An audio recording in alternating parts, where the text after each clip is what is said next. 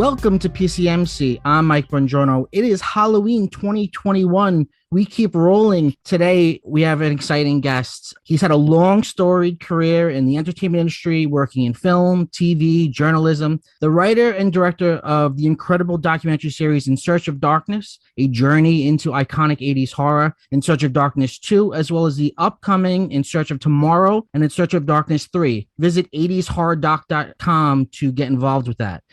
Producer, director, journalist, and nostalgia curator, David Weiner. Welcome. I guess that's me. How's it going, Mike? Thanks for having me on. Thanks for being here. I love the term nostalgia curator, and I might steal it for myself. By all means.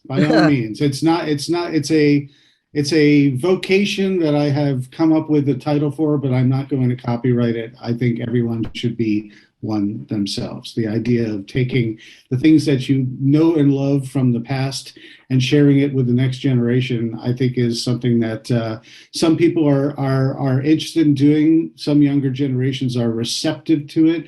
Or you could be like my kid who's like, whatever, Dad, let me play my Roblox.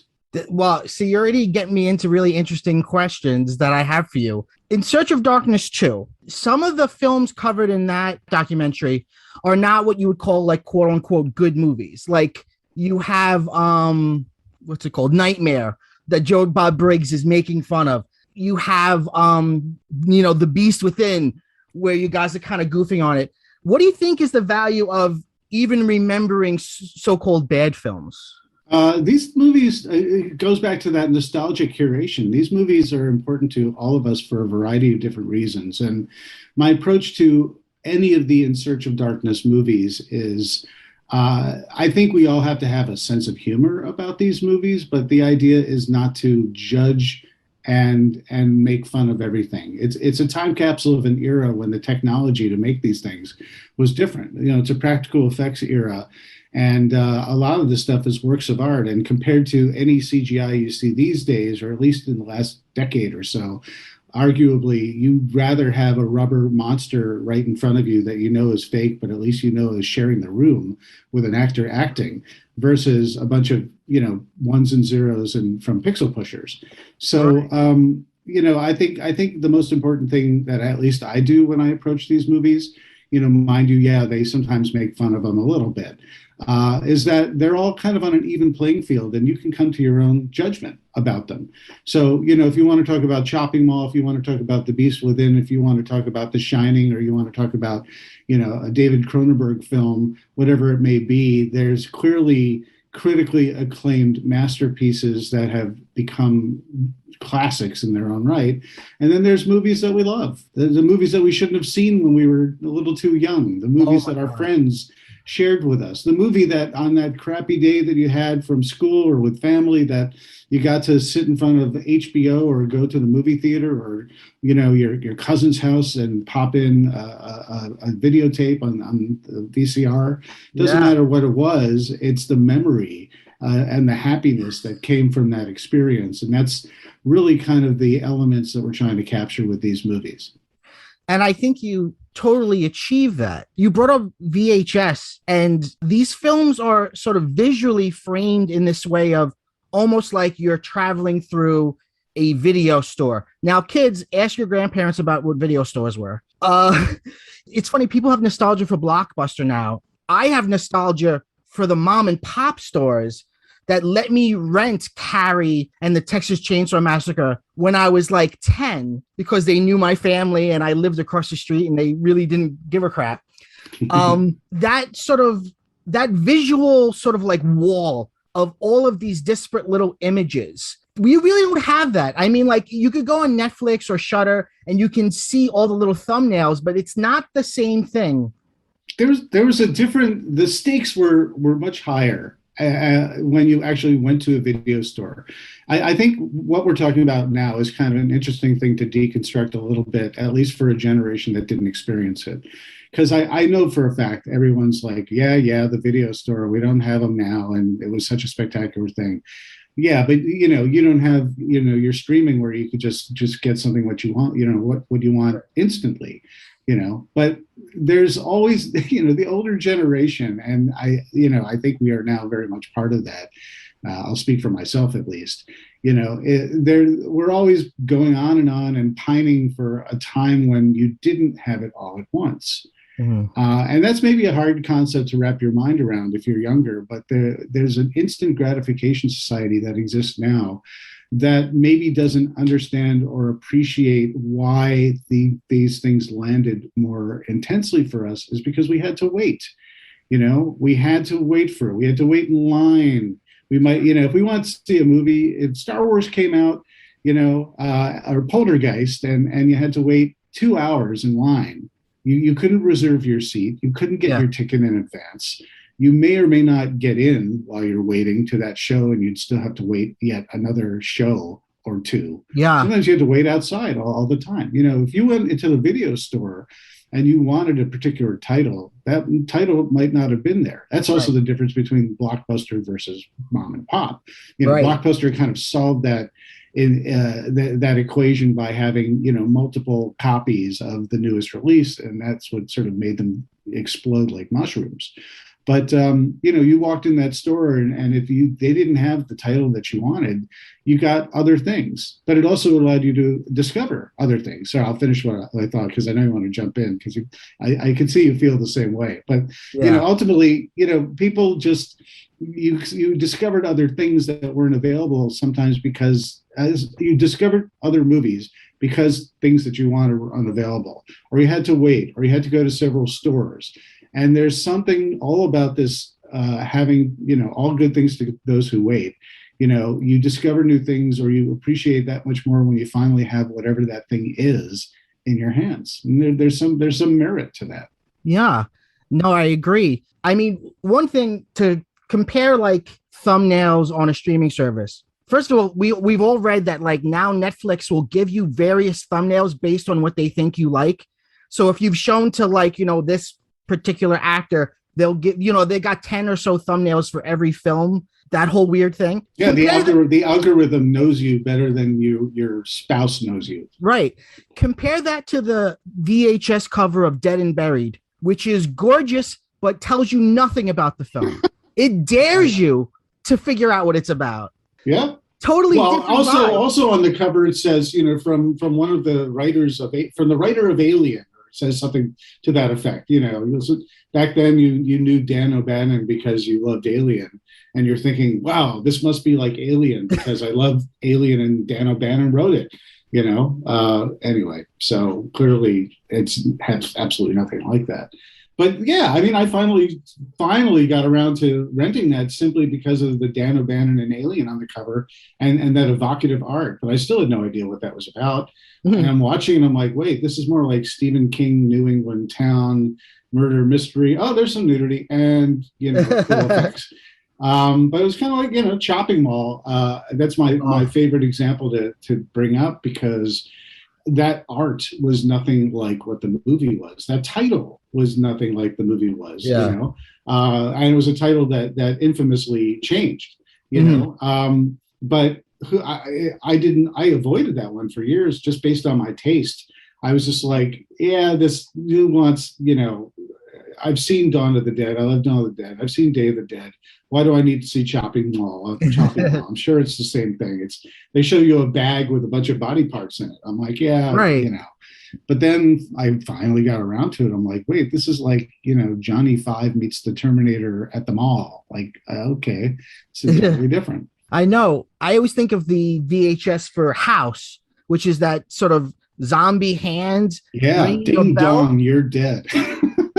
Right? I mean, but you don't know there's comedy, right? Right. You really kind of, or another one was, do you remember, I believe it was the second or third Sleepaway Camp had the protagonist, but on her like bag, she had Jason's machete and Freddy's right with a model that's not even the star of the film, right. And you're like, okay. Well, I even remember with that one, I dodged that one because I during those times when those were available, I was becoming or already a cynical teen, and I was like, oh, they're clearly trying to get me to rent this because they're trying to nod to other franchises that this has nothing to do with. Right. And at the time, I was just like, yeah, you're not going to get my 250 or whatever it may be. Right. So, but I got around to these later. And I think part of the appeal of making these movies and curating the material for these movies is revisiting a lot of the stuff that I kind of disregarded to a certain extent when I was that age because of whatever reasons. And like I said, I was just a cynical teen. And now there are these wonderful time capsules. And whether they're the real McCoy or just clearly a knockoff movie, they're all fun to me now. Yeah, the having a value judgment almost is, it's not what it's about, because they're so of the sort of time that they are. And by the way, what is it your age? What made you pick the 80s? I mean, VHS existed in the 90s, not so much in the 70s, but there was a lot of great horror films in the 70s. Why did you zone in on the 80s? Well, it all started with Robin Block, who executive produces these. He did In Search of the Last Action Heroes, and then he wanted to do, I could kind of do this for genres. I just did action. I could do this for horror. I could do this for sci-fi. I could do this for fantasy. I could do all sorts of things. But the conceit is that you choose one particular decade that, is appealing to a certain audience. But there's an element of not many movies, at least up until the point that In Search of Darkness came along. There were a dime a dozen movies talking about the history of horror or certain genres or subgenres of horror.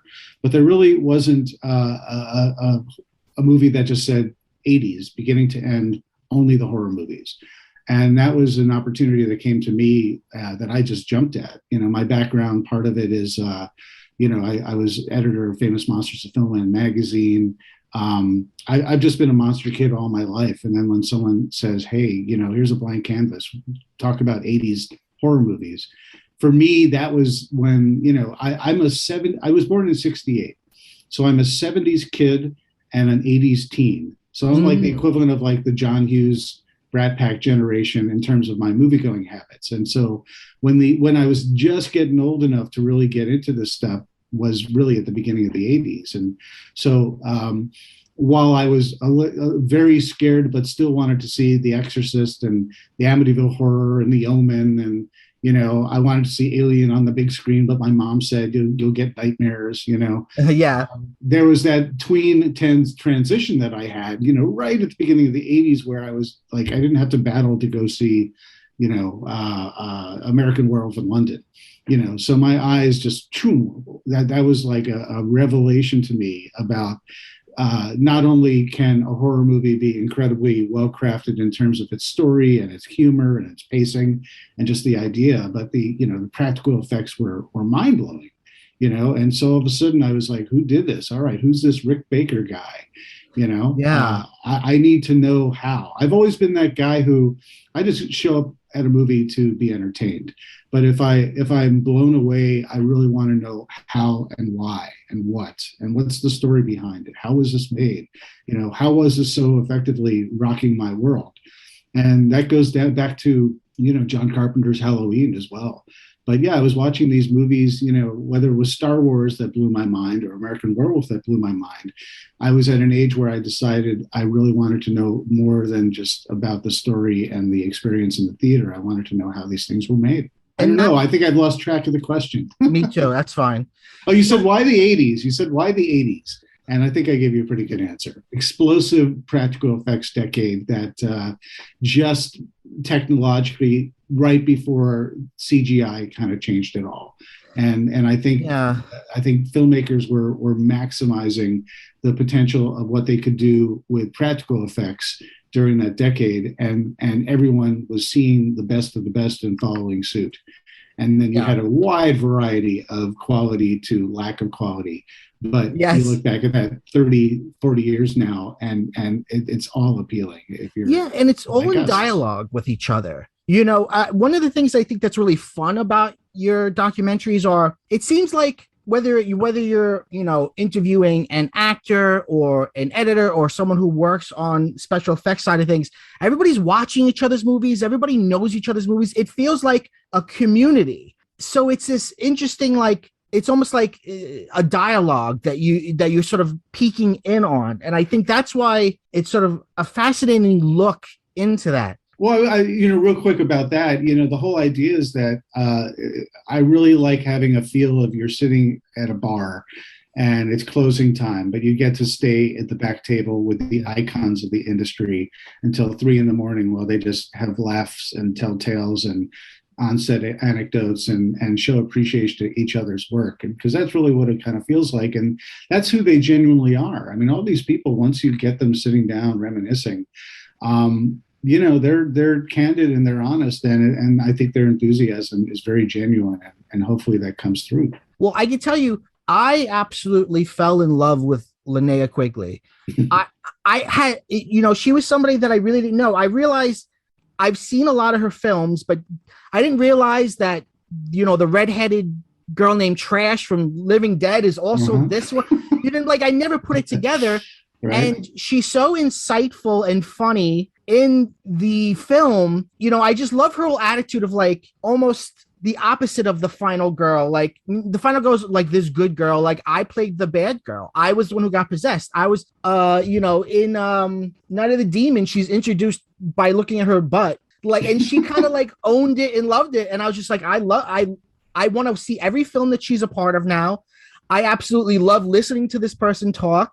It's interesting. You compare her story. I mean, there's many women who are very much represented by her stories. Yeah. But you take Linnea Quigley and you take Barbara Crampton, for example. Yeah. Especially talking about, the really memorable scene that she's got in Reanimator. That's an incredibly vulnerable moment. I mean, I was even a little, I wasn't quite sure how to approach talking about that. I kind of talked to her ahead of time about talking about that just to get a sense of her, because I didn't know Barbara before I met her. I wasn't quite sure if she was totally cool talking about all that stuff, or if that was sort of like a dark chapter.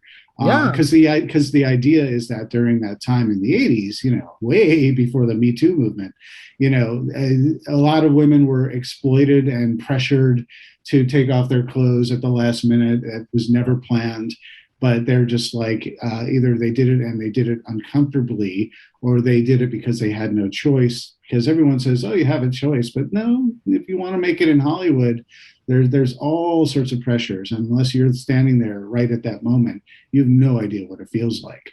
So I just think it's very interesting that you compare that story to, say, Barbara Crampton, who at a certain point realized that this is sort of part of the deal if she wanted to work in movies and this genre of movies, that it kind of comes with a territory. You just have to, grin and bear it. And hopefully you're in a situation where you trust the filmmakers, or at least the environment you're in comparison to Linnea Quigley, who I think also tells a very interesting approach.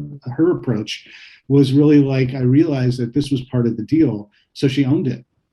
And she's like, I'm gonna make money off of it, and I'm not going to care, because even though I was very shy about my body and taking off my clothes in the very beginning, she's just like, I see what this is about, and if I choose to do this, I will be all over it and master it. And you really did. And there's just one more element to this. I mean, everyone has their own approach to whether or not this stuff is exploitation or empowerment or embarrassment, whatever you want to approach it as, that's valid, but she made her choices, and the fact that she's confident and stands by her choices, I think, is what comes through and is what is incredibly impressive. Well, I think your film actually does a really good job in parsing out those conversations, rather than glossing over them or apologizing for them.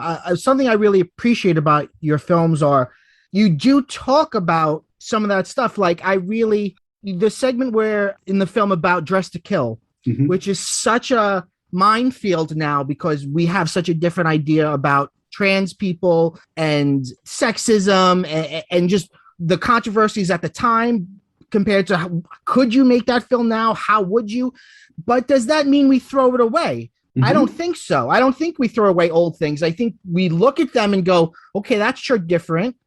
But there's if I could just interject real quick, there's I don't know if you recall, a couple of years ago, maybe it was more than a couple of years now,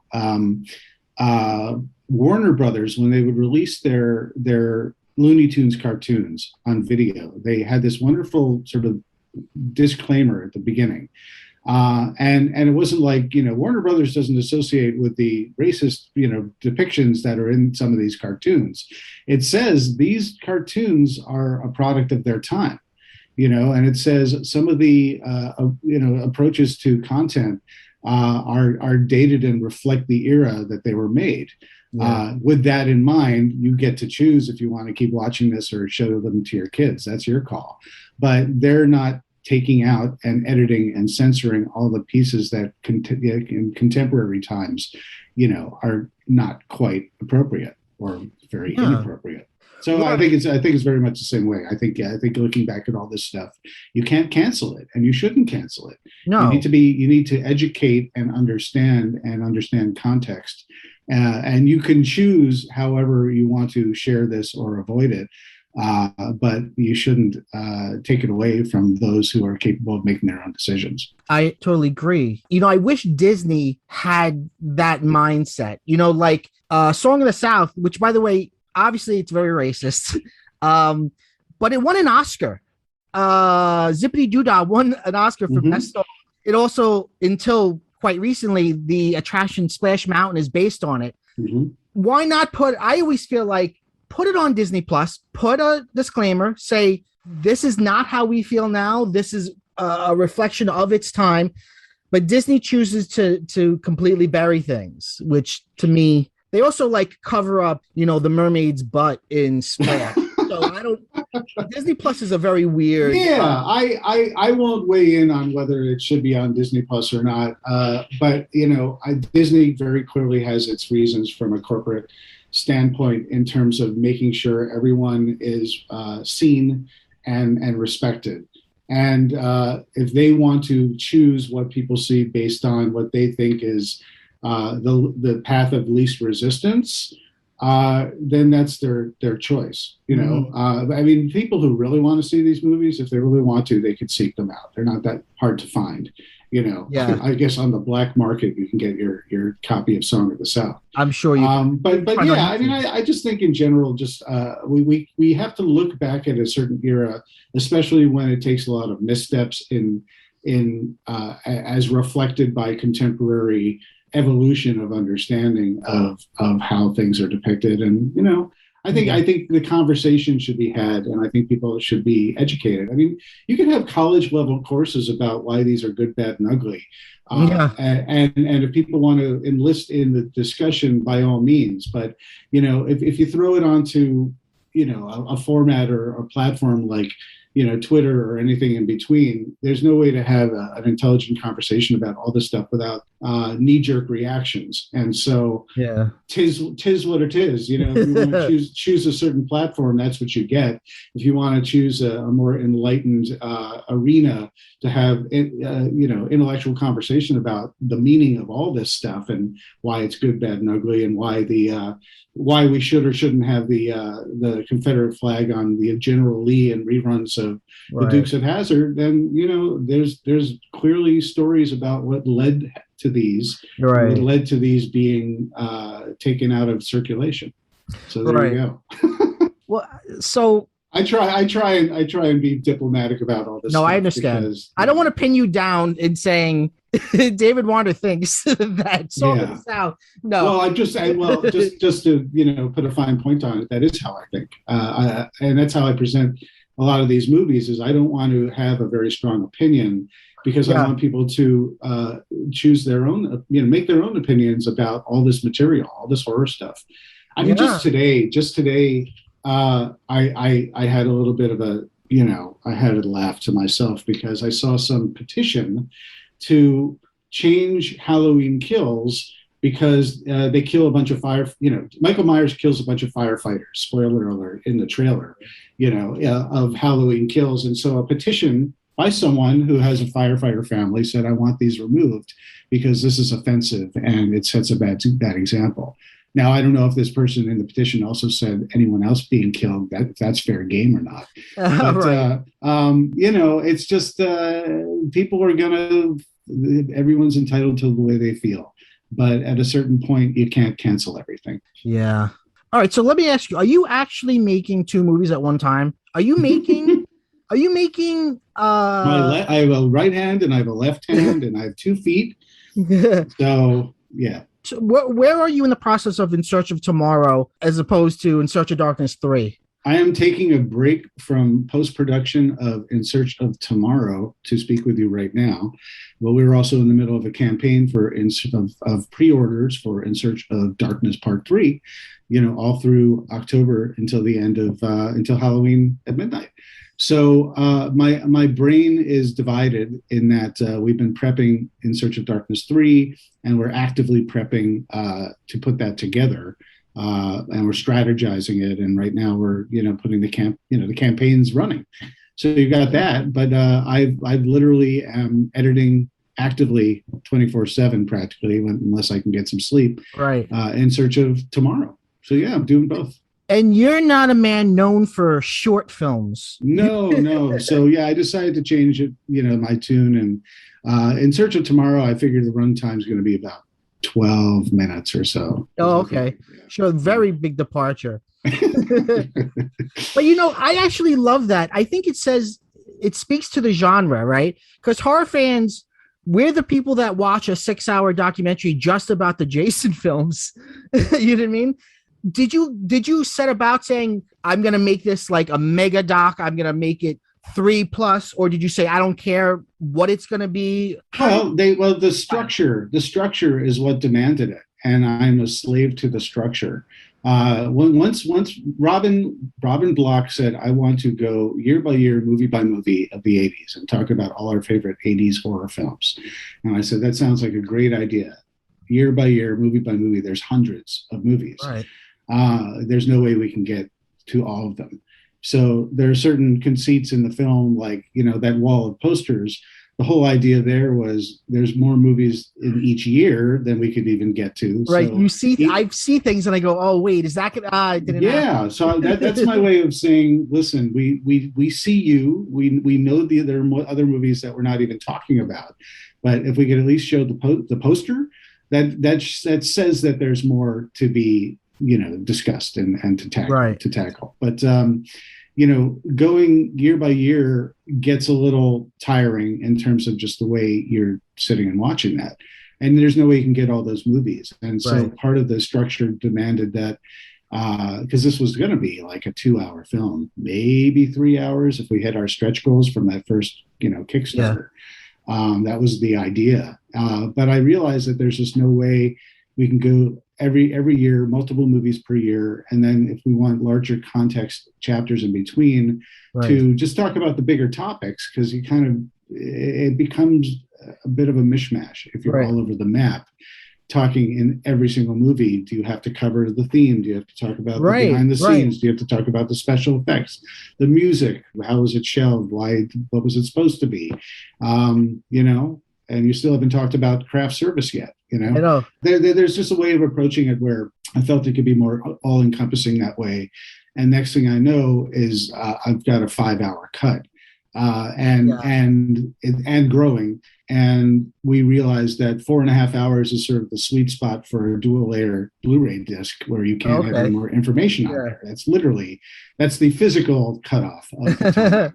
And so that kind of became it. It's just like, you got to make a movie that's 4 hours and 15, 4 hours and 20 plus your credits. Right. And you fit in everything that you can. And believe it or not, when you put this together and you have so many films and so many ideas, and if you interview 50 people, when each interview is no less than an hour, sometimes 2 hours, sometimes even 3, depending on who the person is. There's just a wealth of material, and you've got to figure out how can you tell your story, and you still leave. You kill a lot of babies. You make things and you realize they don't fit because you don't have enough of this, that, or the other thing, or it just doesn't fit right. Or you want more of something rather than another, or you just don't have enough material. You just have enough just to sort of give it lip service, but not enough. And maybe that should go in a larger context chapter about a topic. So there's a tremendous amount of making and then cutting out to end up with a 4.5 hour film that still isn't enough to cover a decade. Well, let me ask you about some of those babies you had to kill. Is there anything that you really wanted in either of the films. You loved it. You loved this anecdote. You loved this interview, whatever it was, and you just like God, it is not fitting the overall Yeah, yeah. film. And it I've kills had you. to cut some of my favorite movies and moments and anecdotes just because, despite myself, because I'm just like, it just doesn't fit. As much as I want it in, it just doesn't make sense. You know, the biggest problem is a lot of these people tell these wonderfully spun tales. You know, Larry Cohen would just talk for 10 minutes about some deal at a table in Hollywood and how the people he was sitting with were a bunch of morons, but he was able to get his movie made. And it's the greatest story in the world. And I'm just sitting there thinking, that's never going to make this movie because that's not what this movie can accommodate. Wow. You know, sitting with Robert Englund for literally 3 hours. He's so smart. He's so eloquent. To talk, but he also loves to spin a yarn and set up he's a very visually descriptive orator. Yeah. And you sit there and you think, what a crime. I'm not going to be able to include all these wonderful descriptions about, you know, what the doorway to the apartment where Andy Kaufman lived next to him when he was growing up. Oh my God. You know, I mean, I'm like, there's this great Andy Kaufman story he's telling. And I'm like, I sit there thinking, how do I wedge this in?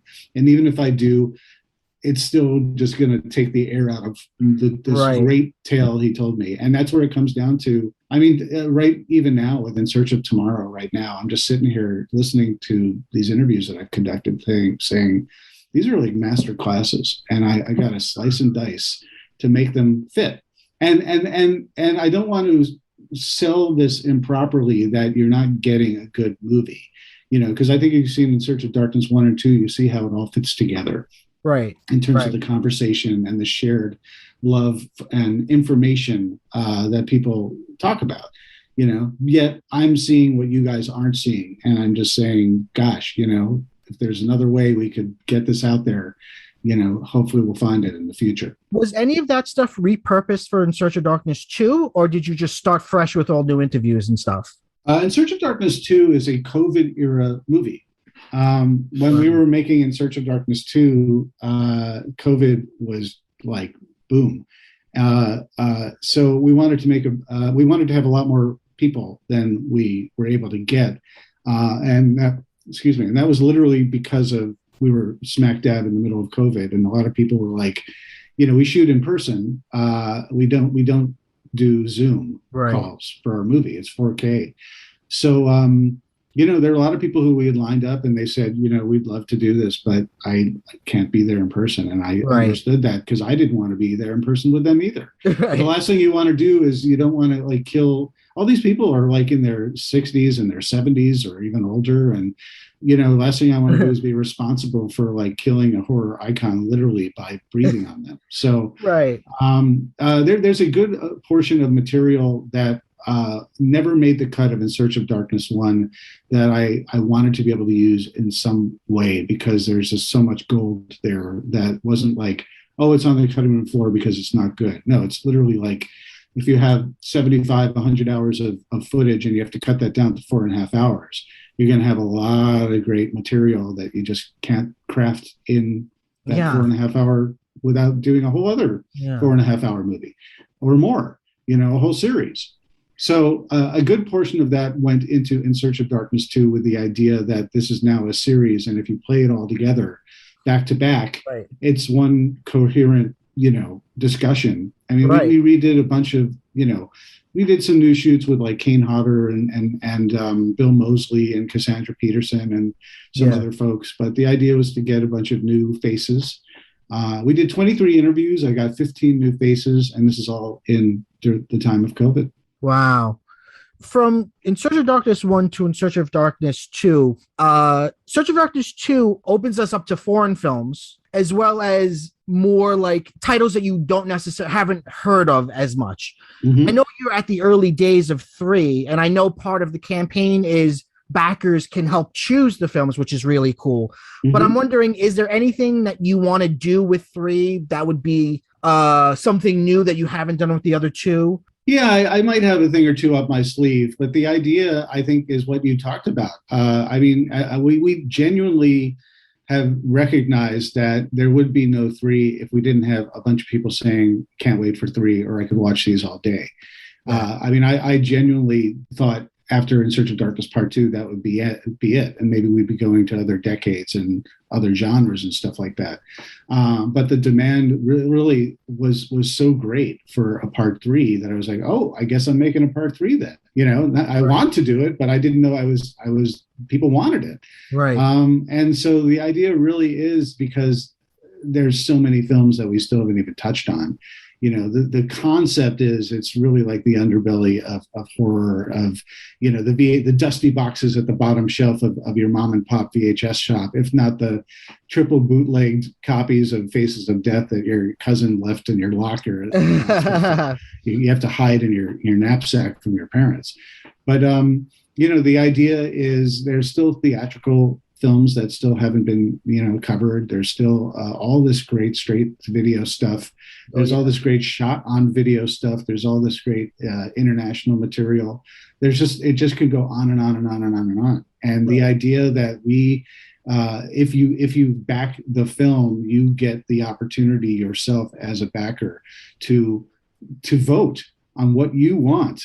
And it could be any title whatsoever, or even the chapters in between. You get to choose these things, and you know, by the meritocracy of wanting all this stuff badly enough, that's really going to tell us. That's going to tell me what a lion's share of the material is going to be. And I think that's super cool because that's what I want. I want to make a movie that everyone who is, if you've been on the ride for part one and part two, and you still want to be on the ride for part three, you should get as much of what you want as possible. Now, of course, everyone can't get everything that they want because there's Right. lots of people and there's lots of opinions. We all know that. But literally, this is like, I can't wait for the list that I get after we do the voting process. You know, people could suggest things, they could vote on things. And at the end of the day, I'm going to get a tidy list saying, cool, everyone wants this. I can't wait to dive into it. That's so awesome. I mean, you can tell watching the film that like you're the real deal, right? It's a fan thing. It's a conversation by fans for fans, and that's why I think that's just one of the cool things about the way we can make stuff now, which is the crowdsourcing way of like literally everyone can be involved. Like, what do you want to talk about? What do you want to hear about? It's pretty cool. I mean, I think we live in a magical age where because of technology, because I could talk to you on Zoom, you know, because people can sort of interact on social media and platforms, and I think having access to a group of fans who are also making films, who are not part of the Hollywood machine, Yeah. you know, being able to sort of peel the curtain back and see how we do things, right or wrong, it's super cool, you know. And that's kind of part of the process here, is that we're not like, you give us money and we give you a movie and some posters at the end of the day. Well, that's Right. pretty cool too. Right. We really welcome the back and forth and the discourse and the opinions and the passion that everyone in this community is giving us as part of this process of making another movie that essentially is yours at the end of the day. Yeah, yeah. I gotta say, I really do love your films, and I've watched them multiple times. I'm at the point where, like, you know, I'll watch 20 minutes here and 20 minutes there, and I've kind of in my mind melded one and two together. Sure. Um, Well, they're very similar. yes, but it is that sort of fun, like it's almost like I don't know, it's like a nice warm blanket. It's Yeah. like this is I'm a nerd, and this is like the nerdy stuff inside my head. Someone posted just the other day on social media, which I really enjoyed, was I can't wait till part three comes out so I can watch all three back to back with pizza and wings, you know? Perfect. And I'm just like, that's exactly it. You know, how cool is it going to be when this third movie comes out and you can just spend a day watching 13 hours of 80s horror, and you could stop and start whenever you want, and you can introduce your friends, and you could hit pause every time you want, and you know, watch some of these movies that are like, holy shit, I didn't even know about this film. And all right, Yeah. you know, part of this is like I said, you know, when you're a cynical teen, or you know, you look back at these and you look at it from a different lens of an era many years on now. I have a greater respect for a lot of these franchises and iconic villains and characters that back in the day I saw it more of as a cynical cash grab, but they've Yeah. endured the likes of a Pinhead or a Freddy or a Chucky, whoever they may be, because it all started for me with Michael Myers. So everyone else was like, second tier. Now, Right. don't be offended, everybody. I love all these guys. I love Leatherface. I love I love all these offshoots. But the thing is, to me, I viewed it from a different lens, but I look back at it now, especially because they endure. It gave me an opportunity when I'm like, all right, well, let's give Halloween 5 another look. Now I can fully understand and appreciate Halloween 3 because I knew what it was meant to be, and why Yeah. it fits but doesn't fit, as it's sort of this anthology offshoot. It's interesting to look at that kind of stuff in Yeah. retrospect. I mean, I can tell you as a viewer, the exact same thing. As much as I think I know, there's tons of titles in your films that I'm like, I either really never heard of or I completely dismissed. I always said, oh, Prom Night 2, that's not even a real sequel, right? The first one's a slasher, the second one's, I literally never even thought of it. And then when I saw the segment in Search of Darkness 2 about Prom Night 2, I went and sought it out, and it's Uh-huh. incredible. I mean, Yeah, I Hello, just, Mary Lou. It's like a reinvention.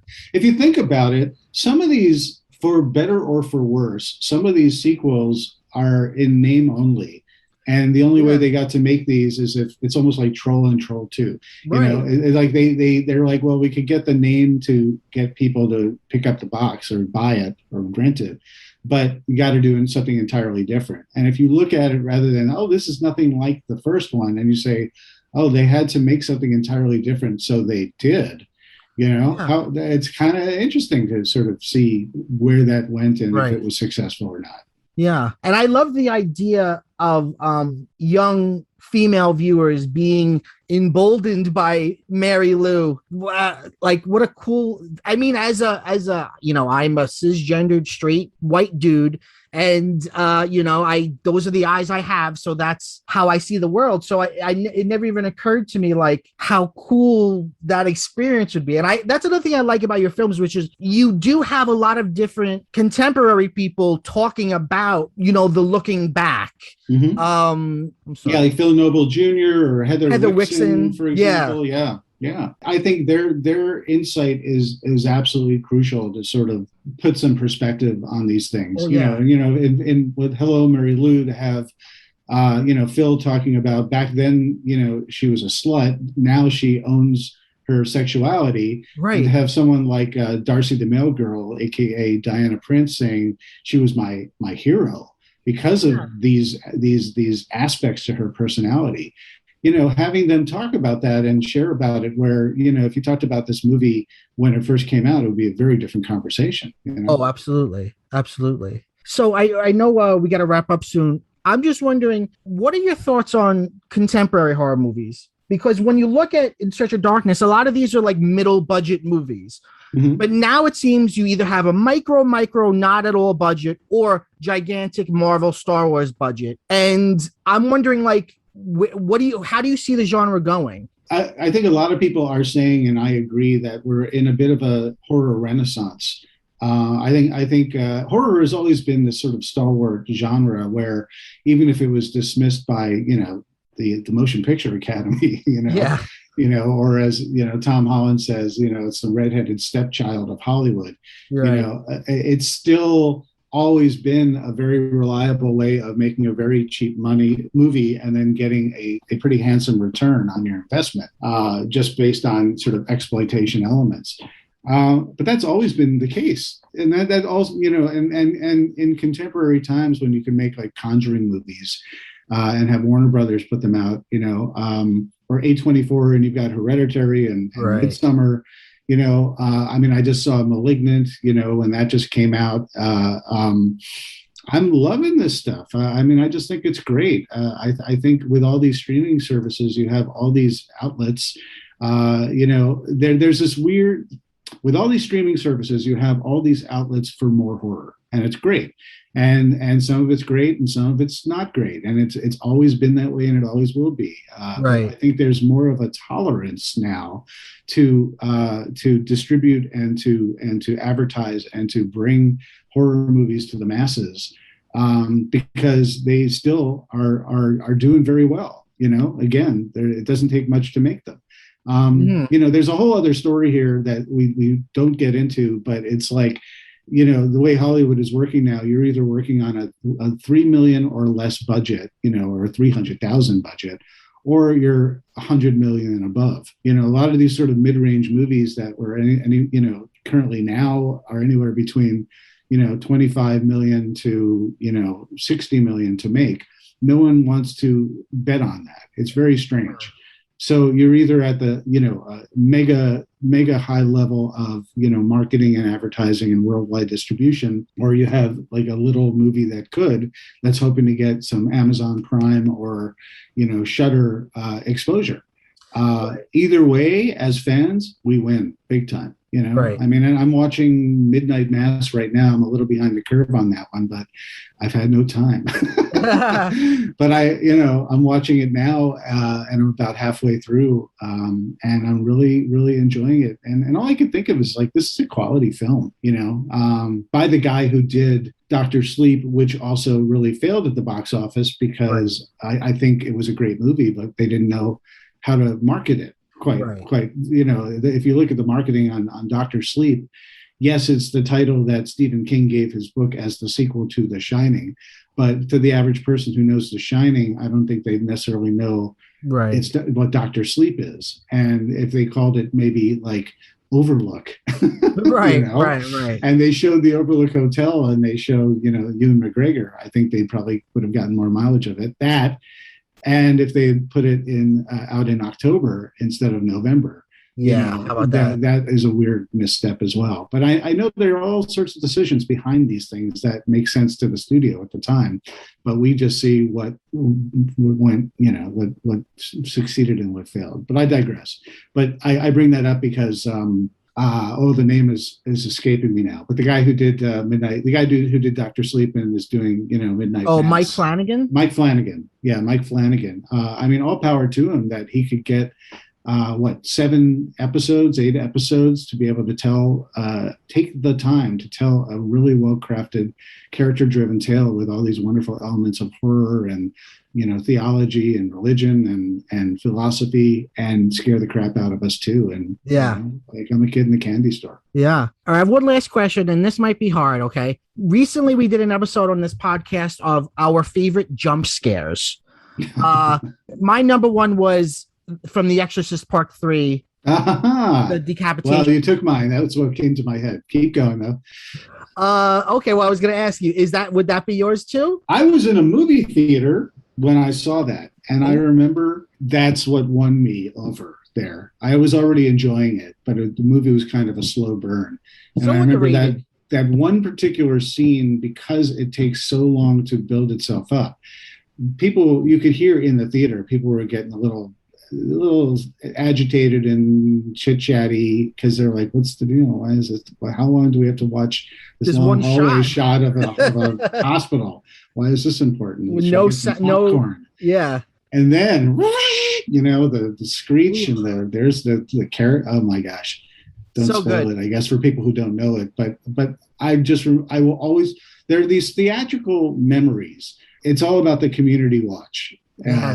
For some of the greatest movies I've ever seen, where people were still laughing and giggling and frightened for 5 solid minutes after that scene happened, and it was the ultimate jump scare. I'm very particular with my jump scares because I am angrily against the fake jump scare, just to keep things interesting or make sure you don't fall asleep. You mean like the cat? Or the cat trope. Yeah. So listen, you get one. You can have one. And if you can get me for one, good. All kudos for you. I'm not going to get angry. Like, okay, you got me. That's the genuine jump scare. But if you're going to, throw those throughout, if you're going to pepper those throughout a movie, you lose my respect. That's all I could say. Right. But yeah, it goes back to, we'll go back to American Werewolf when, David Naughton looks at himself, he's at Alex's flat and he looks at himself in the mirror and he pushes the mirror back and there's Jack all, decomposed. I'm still like, my heart's still racing from that years ago. So, and then it becomes a comedy scene, which is so brilliant. That's such a brilliant movie. Thank you so much for being here, David Weiner. It's been such a pleasure talking to you. 80shorrordoc.com is where you can go and become a part of In Search of Darkness 3. Yep. We end every episode by quoting Gonzo from the classic television program Muppet Babies. He says, "Go bye bye." Could you say "go bye bye" for us? Well, I'll say go bye bye after I say go see the Muppets Haunted Mansion on Disney Plus, because we're talking about Disney Plus. I watched it just this weekend, and it was so fun. It was so well done, and Right. and it was 10 times better than the Haunted Mansion movie that starred Eddie Murphy. I'm obsessed with the Haunted Mansion. I love, and Like no a shade blanket here. to Eddie Murphy, by the way. I just, oh, look at that right behind you. That's Yeah. a wallpaper as a Yeah. blanket. Yeah, I no shade to Eddie Murphy. I love Eddie Murphy, but I just thought that movie around him was just oil and water, didn't fit his personality, and it was awful. Even though there were a couple Easter eggs in there, so Yeah. I got a smile ear to ear watching the Muppet Haunted Mansion special. It was very fun. Yeah, absolutely. And so, David, go bye bye, and thanks for having me on. Bye bye. Thank you so much. Happy Halloween. Happy Halloween.